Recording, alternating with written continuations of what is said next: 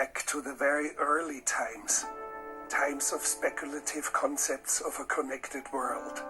In the early 60s, many years before the first Apple personal computer, a young thinker, Ted Nelson, had his own ideas about creating a computer network. The web, as we know it, took a different route, but Nelson's ideas are still dormant. It was an experience of water and interconnection. I was with my grandparents in a rowboat in Chicago, so I must have been 5 years old, and I was trailing my hand in the water. And I thought about how the water was moving around my fingers, opening on one side and closing on the other. And that changing system of relationships, where everything was kind of the similar, kind of the same, and yet different, that was so difficult to visualize and express. And just generalizing that to the entire universe, that the world is a system of ever-changing relationships and structures, struck me as a vast truth, which it is. And so interconnection and expressing that interconnection has been the center of all of my thinking. And all my computer work has been about expressing and representing and showing interconnection among writings especially. And writing is the process of reducing a tapestry of interconnection to a narrow sequence.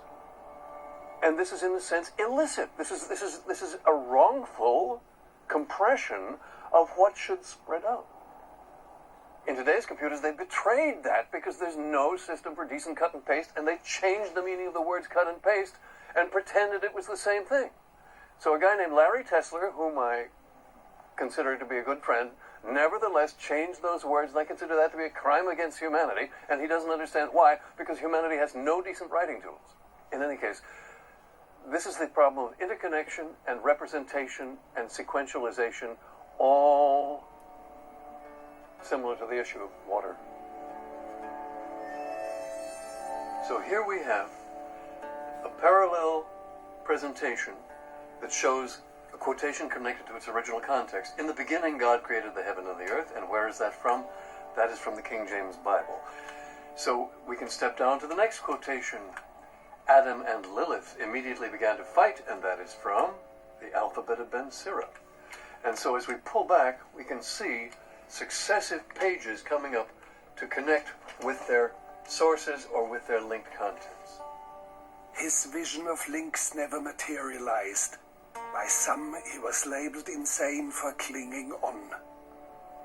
There are two contradictory slogans. One is that continuing to do the same thing and expecting a different result is a definition of insanity.